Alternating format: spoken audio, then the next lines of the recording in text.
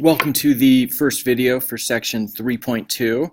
In this section, we are going to explore complex numbers and imaginary numbers using I. You may have seen this before. In fact, you should have been introduced to this in Algebra 1.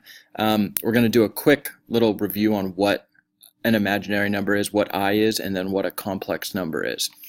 So you'll notice right here that in these first three problems, taking the square root of each number, these all have negative radicands, okay? That's the number underneath the radical sign.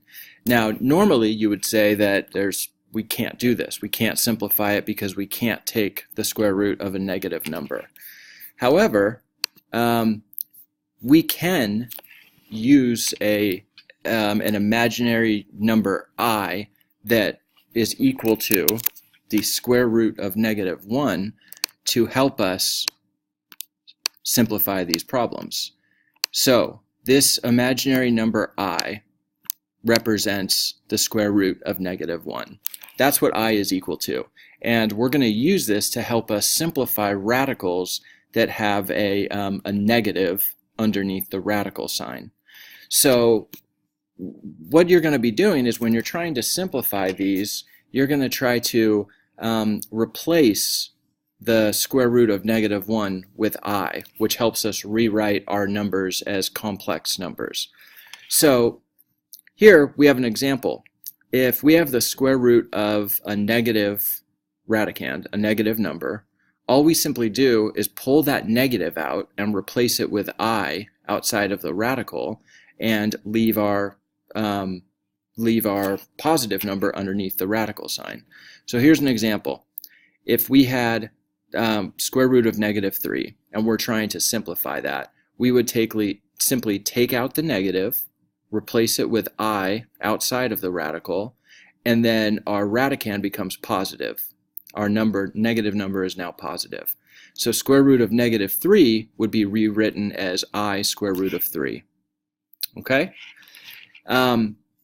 Now, this second property right here, if we are going to square a number that has I in it, it simply becomes the opposite of that number. So for example, if we had I root 3 and we were going to square that, we simply square each part on its own. So our square would become I squared times the square root of 3 squared, which is just 3.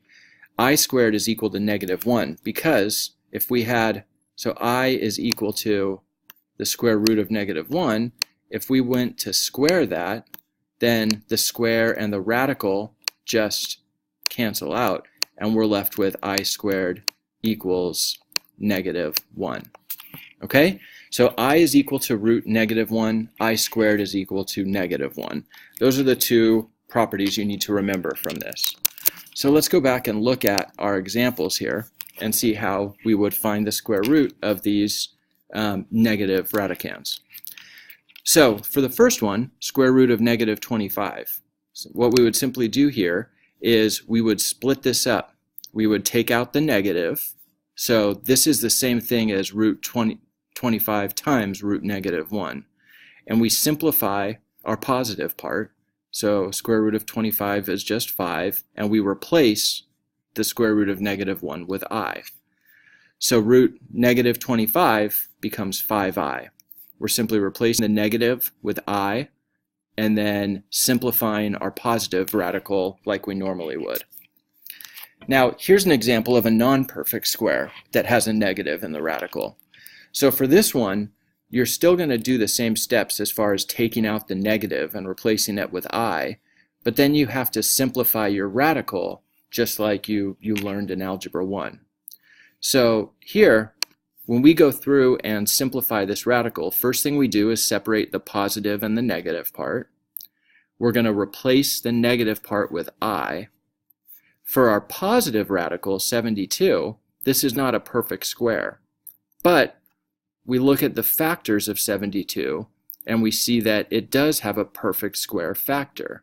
72 is equal to 36 times 2. So we can split off the 36 and the root 2, and then we simplify each part on its own. Root 36 becomes 6. root 2 cannot be simplified any further, and then we're left with I. Now, the way that we normally write this is we always write the radical as the last part of our expression. So we do our real positive part first, so 6, then I, then the root 2. Okay? Here's a last example, negative 5 times the square root of negative 9. So in this one, you're going to see square root of negative 9, that simplifies to 3i. So we're going to be left with negative 5 times 3i. When we're left with negative 5 times 3i, we multiply out our real part. So the negative 5 and the 3 multiply out, and we're left with negative 15i. So these were 3 examples that show you a perfect square with a negative in the radical, a non-perfect square with a negative in the radical, and then a radical that has a coefficient. Remember, when you have this coefficient, you just multiply it by whatever part you simplify out. Okay, so there's 3 examples for you. What I want you to do is go ahead and simplify all of these. Find the square root of each and simplify as much as possible. So for your non-perfect numbers, non-perfect squares, make sure you write down what's left. Now, if you don't have the radical sign or math type on your keyboard, that's fine. You can just type in RAD for the part that should be under the radical.